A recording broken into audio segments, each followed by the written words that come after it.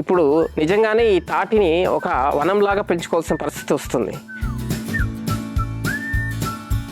తాటి మొక్క ఉన్న చోట నేల చాలా సారవంతంగా ఉంటుంది. చాలామందికి తాటి బెల్లం నుంచి తెలియని విషయం ఏంటంటే ఇందులో ఐరన్ ఎక్కువ ఉంటుంది. 10 సంవత్సరాల్లో ఇచ్చే కొన్ని తాటి రకాలను కూడా గుర్తించడం జరిగింది.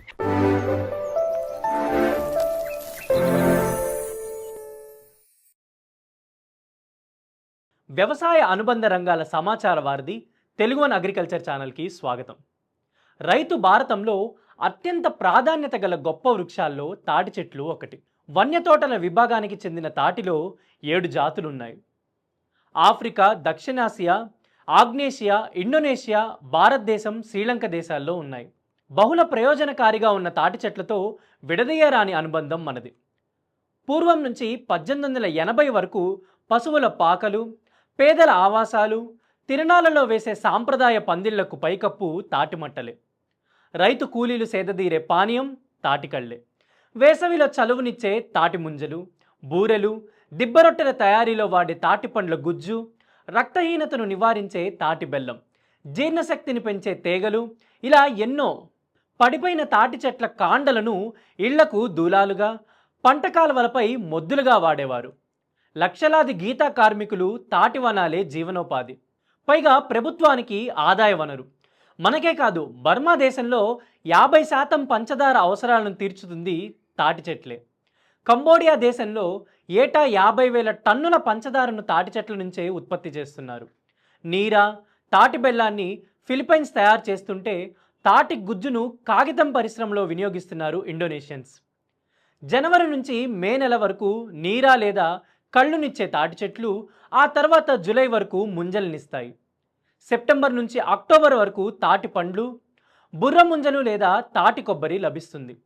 అక్టోబర్ నుండి డిసెంబర్ వరకు తాటి తేగలు వస్తాయి. ఇలా ఏడాది పొడవునా తాటి చెట్లు మన అవసరాలను తీరుస్తున్నాయి కాబట్టే వీటిని గ్రామీణ కల్పతరువుగా అభివర్ణించారు పూర్వీకులు.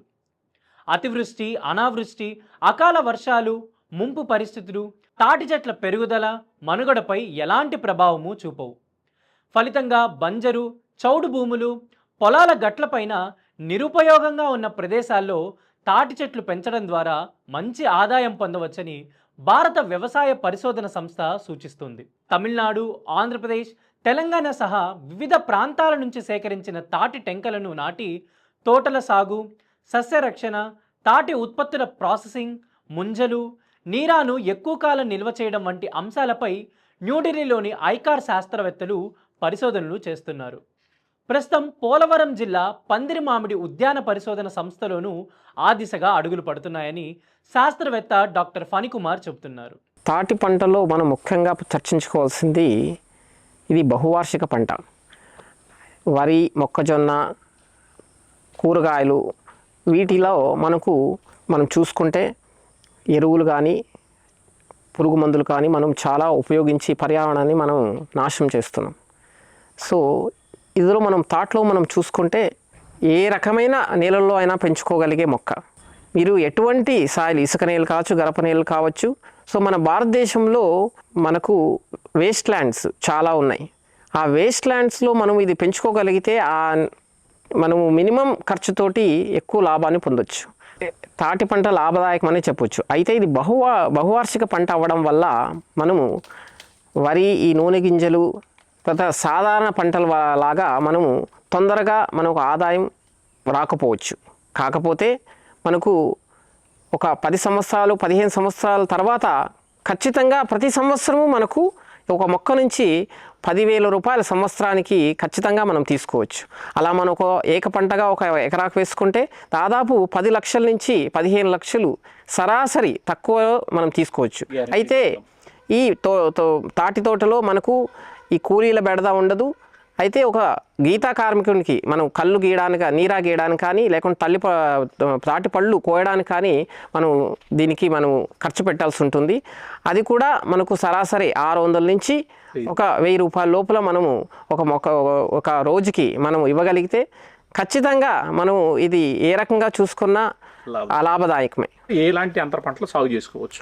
తాటి తోటలో అంతర పంటగా మనము కంద, దుంప జాతికి సంబంధించిన కూరగాయలు, అలా చూసుకుంటే మొక్కజొన్న ఇట్లాంటివి మనము వేసుకోవచ్చు. అయితే మనకు తాటి వయస్సును బట్టి ఇది మళ్ళీ మారుతుంది. మనము ఒక 10-15 సంవత్సరాల మొక్క అయితే నీడ ఎక్కువ ఉండడం వల్ల ఈ అంతర పంటలు కూడా వేసుకోవడానికి కొద్దిగా అంతరాయం ఉంటుంది. అయితే 10 సంవత్సరాల లోపల ఖచ్చితంగా ఇది మనం అంతర పంటగా వేసుకొని మనం నేలను కూడా మనం ఉపయోగించుకోవచ్చు.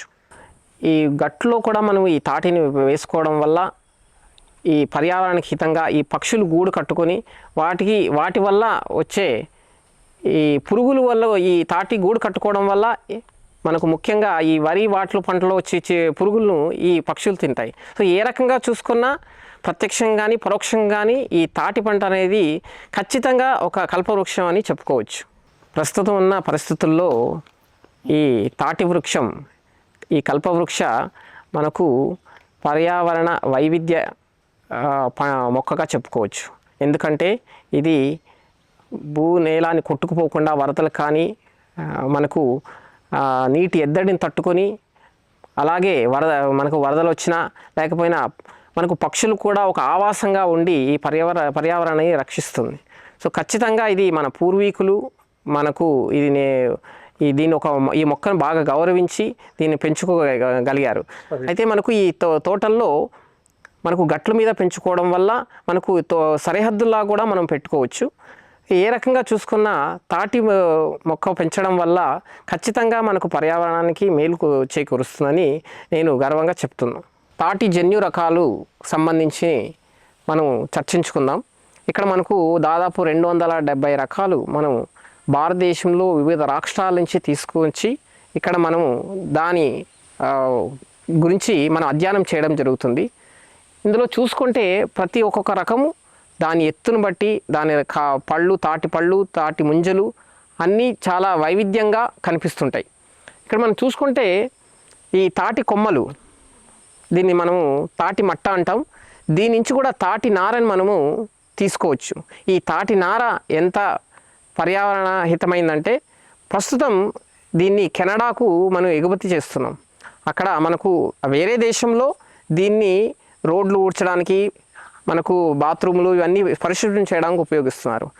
అయితే ఇది పర్యావరణానికి మనం భూమిలో కలిసిపోయి పర్యావరణానికి హితంగా ఉండడం వల్ల వాళ్ళు విదేశీయులు ఉపయోగిస్తున్నారు. సో మనం కూడా మన భారతదేశంలో ఇలా ఉపయోగించుకొని దీన్ని పర్యావరణ హితంగా మనం మార్చుకోవాలని నేను రైతులకి విజ్ఞప్తి చేస్తున్నాను.